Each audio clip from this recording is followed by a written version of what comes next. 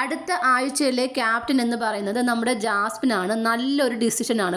കാര്യം വേറെ ആരെങ്കിലും ആകുന്നതിനേക്കാൾ നല്ലത് ജാസ്മിൻ അല്ലെങ്കിൽ ഗബ്രി, ഇവർ രണ്ടുപേരിലും ആരെങ്കിലും ആകുന്നത് തന്നെയാണ്. കാര്യം ഇവരാണ് ഏറ്റവും കൂടുതൽ ഈ ടാസ്കുകൾക്ക് വേണ്ടി കഷ്ടപ്പെട്ടത്. മറ്റുള്ളവർ ഇല്ലെന്ന് ഞാൻ പറയുന്നില്ല, അവരെ കൊണ്ടാവുന്ന രീതി ചെയ്തിട്ടുണ്ടായിരിക്കും. പക്ഷേ ഏറ്റവും കൂടുതൽ ആ ഒരു ടീമിന് വേണ്ടി കഷ്ടപ്പെട്ടത് ജാസ്മിനും ഗബ്രിയും തന്നെയാണ്.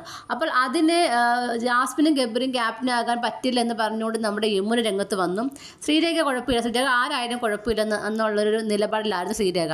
അപ്പോൾ പക്ഷേ യമുന പറയുന്നത് ജാസ്മിൻ കഴിഞ്ഞ കുറച്ച് ദിവസം കൊണ്ട് ബാഡ് വേർഡ്സ് യൂസ് ചെയ്യുന്നു, ഗബ്രി ആണെങ്കിൽ സ്ത്രീകളോട് വളരെ മോശമായിട്ട് പെരുമാറുന്ന വ്യക്തിയാണ്, അതുകൊണ്ട് തന്നെ ഇവർ രണ്ടിനും ക്യാപ്റ്റനാകാൻ പറ്റില്ല എന്ന രീതിയിലാണ് നമ്മുടെ യമുന പറയുന്നത്. പക്ഷേ എന്നിരുന്നാൽ പോലും ഇപ്പോൾ ക്യാപ്റ്റനായിരിക്കുന്നത് ജാസ്മിനാണ്. അത് നല്ലൊരു തീരുമാനം തന്നെയാണ്. കാര്യം എന്തുകൊണ്ടും യമുനയെക്കാളും ശ്രീരേഖയെക്കാളും ജാസ്മിനോ ഗബ്രിയോ ഇവർ രണ്ടിൽ ആരെങ്കിലും ഒരാളാകുന്നത് തന്നെയാണ് നല്ലത്.